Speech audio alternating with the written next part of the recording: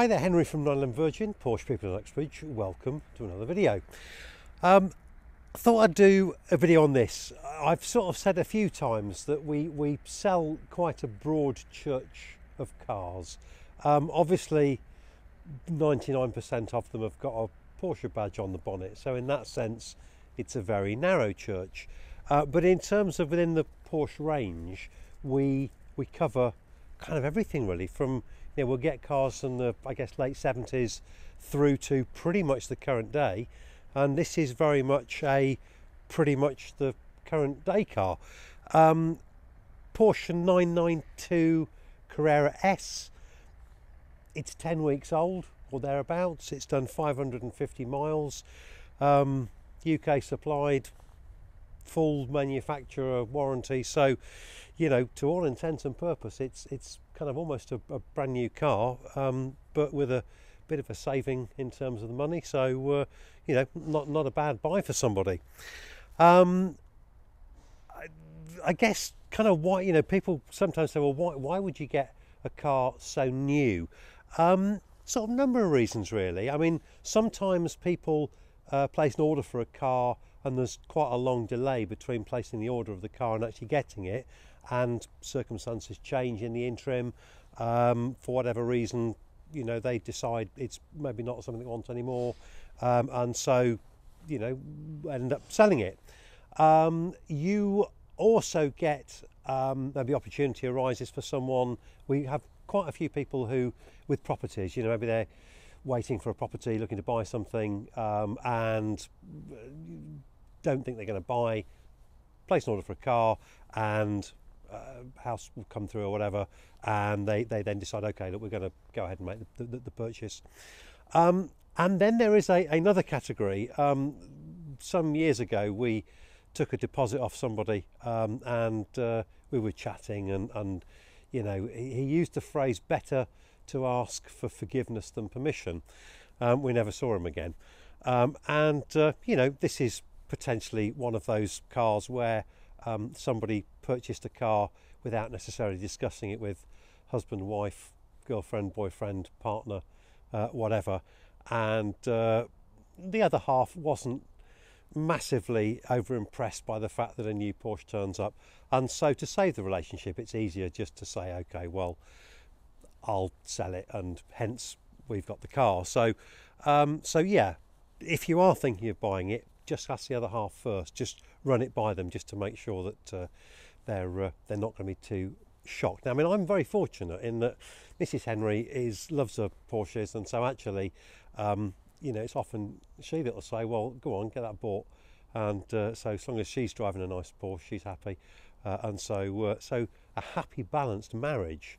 But that isn't always the case. Anyway, Porsche 992. This is, crikey, I think I'm right in saying the 8th generation of the Porsche 911.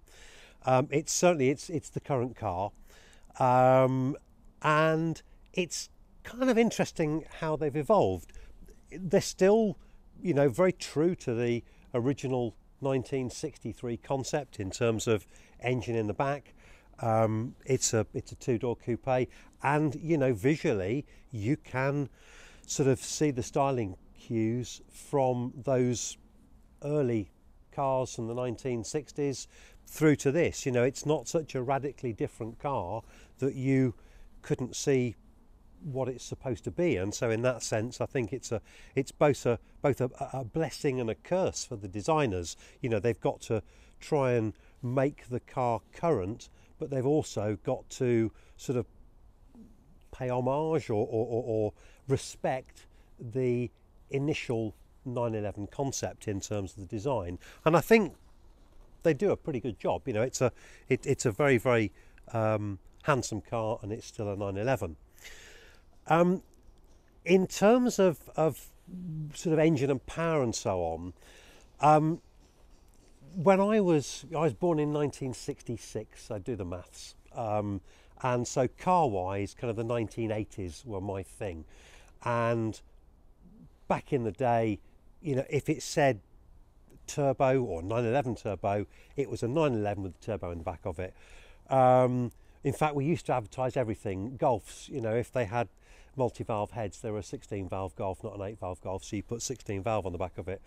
And then turbo went a little bit crazy. You could buy, crikey, shaving foam and razors and kitchen cleaner, and it was turbo powered. And of course, there was no turbochargers in there. But the cars were still pretty true in terms of, if it said turbo, it had a turbo on the back. Things have changed. You can buy an electric Porsche Taycan and it's a turbo, or even a Turbo S, and there is not a turbo to be seen. And similarly, the non-turbo cars actually are turbocharged, and this is one of them. So 2019 the 992 came out. Both the Carrera and the Carrera S have 3-litre engines, and they're both twin turbo. The normal Carrera changed to T in 2022. You can sort of see where this is going to start getting complicated, because you think, okay, well, T stands for turbo, so maybe that's a turbo, but the Carrera S might not be a turbo, but it is. They're both turbocharged. The Carrera, I think, is about 380 horsepower. This is 444, I think, horsepower, 191 mile an hour. So, reasonably sprightly car. You could then also buy a 992 turbo, which is, I think, a 4.7 litre twin turbocharged car. The GT3 version was a 4-litre normally aspirated car. So everything other than the GT3 will have a turbocharged engine in it, but Porsche still only used the turbo moniker in this for their sort of highest road version, even though both this and the turbo are twin turbocharged cars. In terms of the visual kind of form of this, the 992 it's quite a shapely car. If it was a female form, it'd be a 36, 22, 36, maybe even a 38, in terms of it's a very narrow waist round here, so that kind of emphasizes the arches. So from the rear you get a very definite arch forming here. Your front arches again are quite sort of dominant, and yet the front end is quite sharp and delicate. So it's a very modern and kind of shapely car. If I think back to, let's say, the 996, I mean, that was, I wouldn't say a low point, but that was a very kind of slab-sided car. Way back in the 80s, the super sports and the turbos, you knew instantly it was turbo or turbo bodied, because those arches were sitting very proud. And now with the 992, again, you've got a real definite kind of shoulder to the car here, and as I say, on the front end. Rear of the car, you've got a couple of quite interesting little features. Just on the back here, you have these lights here, which are supposed, I believe, to represent the 11 in Porsche 911. So you've got those, and very definite sort of intake grills on the back end there. But as I say, from the back, you really have got it's got a real sort of shape to it here, which is really nice. So in terms of dashboard layout, rev counter is the central focal point. Porsche have always been like this in the 911. Rev counters kind of front and center in your eye line. If you've ever heard commentary from inside racing cars, they'll often say, short shift, change early at 7,000 revs, and your rev limit, that's more important than the speed. When you're racing them, you refer to the what gear you're in and what rev you're doing, as opposed to how fast you're going. So that's the most central focal point. And then that's the only analog gauge. All the other gauges are LCD displays. Although I have to say, you wouldn't necessarily kind of realise that, because they're really sharp and precise, and so it's quite nice. And then you've got a combination of electronics and some kind of analog manual buttons here. So you have a central area where you can control navigation, your infotainment system. You've got sort of air conditioning display here, but you've also got the analog controls just down here. Gear lever, you've got a funny little gear lever. Gone are the days of a sort of larger gear knob per se. You have just a small thing here which you'll select. Essentially you're either going to be reverse drive or if you want to park, and then from then on in your controls are on the steering wheel. Steering wheel is got some stuff on it. You've got your computer controls. You can do a thing up for your phone and so on, and then also this selection, because it's got the Sport Chrono on it, you can select which driving mode you're in by a little knob on the wheel, so you can either go to sport mode or normal mode or Sport Plus, and then you've got a little overtaking button. If you want to just quickly shoot past someone, you can go past them. This particular car's got a sunroof as well, so you've a sunroof control in the middle there, which is rather nice. And yeah, it's a really lovely space. Got BOSE sound system, this particular car, but they really have sort of, certainly for me, if I think when I was selling these in the 1980s or selling 1980s cars, they were a fairly crude car inside in terms of the interior.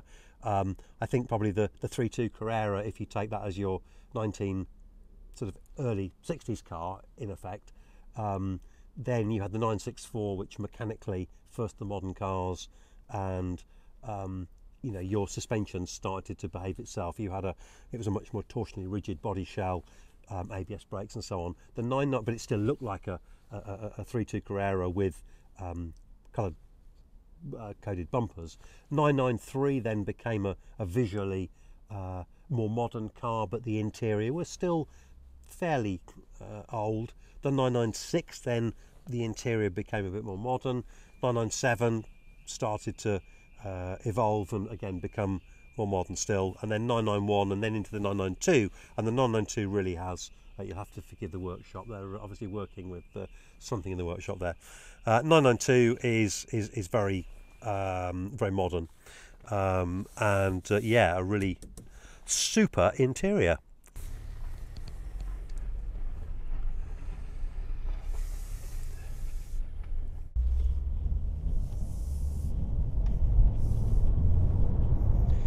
So I'm very familiar with the 991 product. I have a 991 Carrera myself. The 992 is a much more of a kind of electronic environment in terms of the layout of the dash and the centre unit here. Your central rev counter is the only analog clock you've got. Everything else is LCD. One of the first things that I notice is this lovely, and it's a really nice thick steering wheel in the hand, good size, but it does cover quite a lot of the dashboard in front of me, so I can see my rev counter in terms of the analog speedometer. I can't see anything underneath 125 miles an hour, so over 125 I can tell you exactly how fast I was going, officer, but sadly underneath that we'll only have to guess. I'm being a little facetious because at the bottom of the rev counter there's a set of numbers that tells me exactly how fast I'm going, and so I can use that. I don't actually need to see the speedo per se, but it's a good job because I can't really. And similarly, the furthest right of the information displays again is largely shielded from view. I think with the 992 it's one of those cars that you need to spend a weekend with the manual going through all the various settings and so on, and then spend a month or two just kind of fine-tuning how you want to kind of customize your car and the various displays and so on to suit your own particular driving style. I'm quite an old sort of analog person. I get in a car, I want to be able to tune the radio and turn temperature up and down. I don't necessarily need to have everything else fine-tuned to my specific requirements. I'll work around whatever the manufacturer gives me. But if you want to, there's the opportunity to have a little play around and set the car up to your own wants and requirements. I think the 992 is one of those cars that does kind of exactly what it says on the tin. You're not going to be disappointed if you go into a showroom and order yourself a 992. You don't have to be a kind of hardcore enthusiast to appreciate the 992. Yes, if you want to, you can drive like a thing possessed, and the car will respond accordingly, but it's also very civilized in terms of how the car handles and drives. It's got good power, 440 horsepower, particularly on a day like today where it's just above freezing and the roads are a little slippy. That's more than enough to keep you entertained, and it pushes on, and it feels, it's not a car that you just sort of switch off. You accelerate and you pay attention, and so yeah, power wise I think it's it's a really good balance. It's not too much. It's not something that you kind of get in and it's almost running away with you. But I don't think it's a car that you would get bored with quickly. So this car's got the Sport Chrono package on it, which means I've got a little wheel on the dashboard here, which allows me to select the driving mode. So you've got normal, sport and sport chrono, or sport plus, sorry.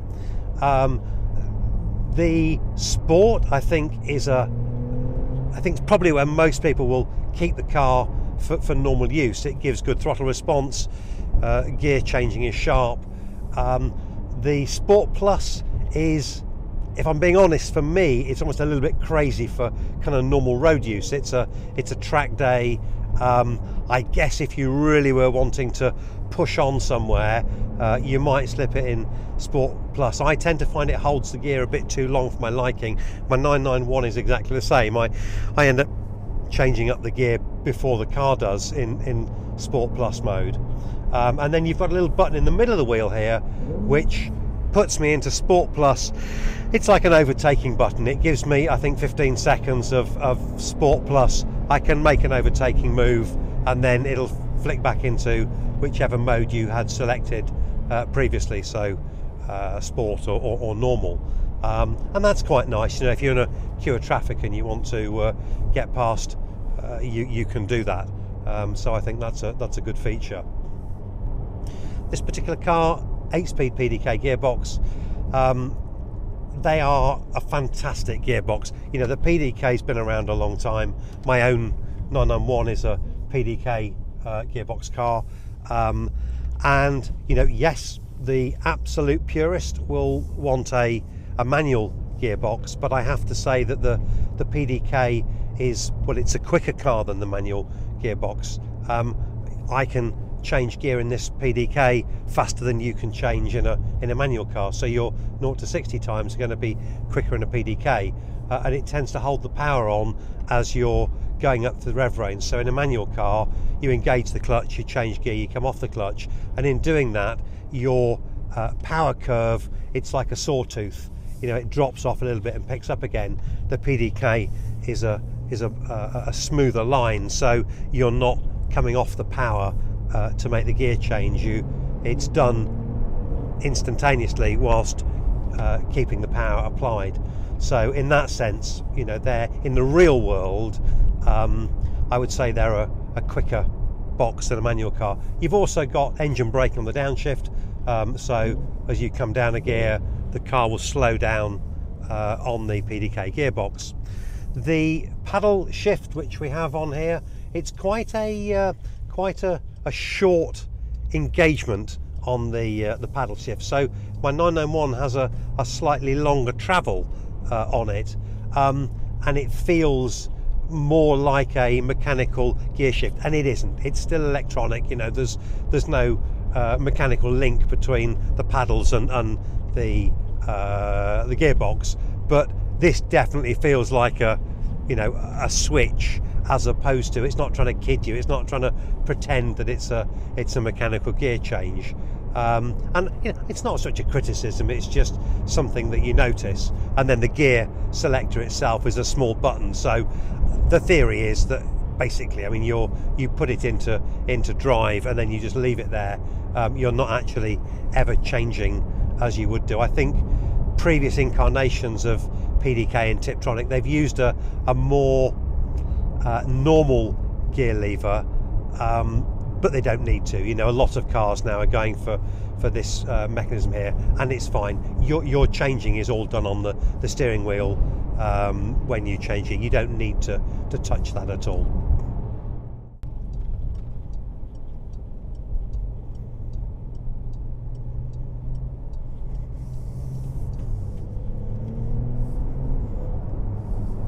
So if I wanted to kind of sum up the driving experience of a 992, I think I would say it was clean and honest.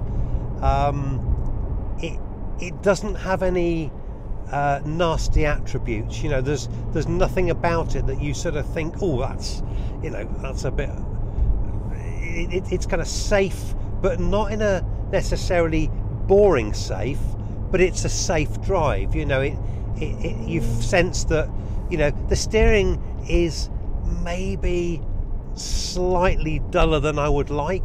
It almost feels as though there's sort of damping in there somewhere, but not to the point where I feel that I'm not in control of the car. And there's a danger that if it's too direct, you might accuse the car of being nervous and twitchy. So it feels, as I say, a good, safe, honest drive.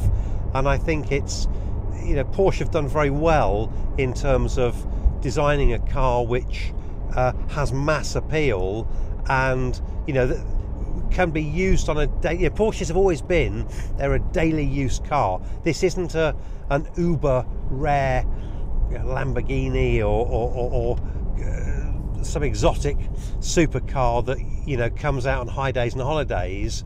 This is a 365 day a year car, and it gives you pleasure 365 days of a year. You don't have to sort of put it to bed in October and bring it out again in April. This bad boy is 52 weeks of a year, and you can use it, and I think it's good because it gives you the enjoyment and the reward throughout the year. And it is a very rewarding place to be. You kind of sit in the car. I think visually it's a very beautiful car, and from a driving point of view, if it's like a sort of reward to yourself for work hard done. I think it does give that reward in a very honest way. It's got some kind of electronic niceties in terms of the various bits of equipment in here, and sunroof and various things, and the fit out is nice and clean and crisp, and there's leather and things like that.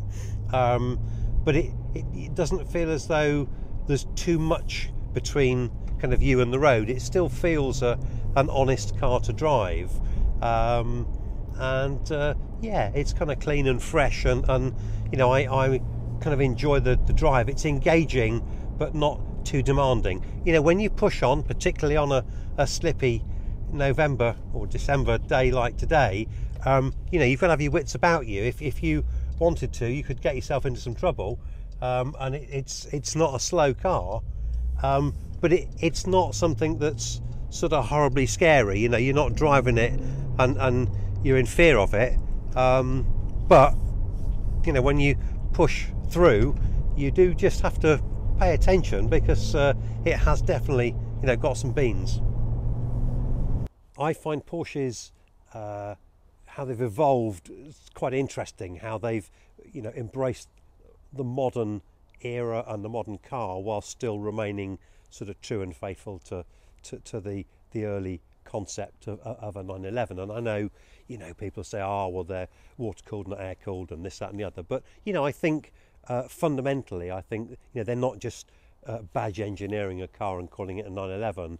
You know, this is still a Porsche 911, I think, in the truest sense of the word. And I you know, I enjoy kind of all aspects of them, you know, from a more historic car, as I say, my era would be the kind of 1980s, and then through the sort of evolution to something, you know, like this, which is, as I say, a really lovely, modern, crisp car to drive. So yeah, hope you found that interesting on a rather brisk and chilly November day. I'm Henry, we're 911 Virgin, the Porsche people in Uxbridge. Many thanks for watching. Goodbye.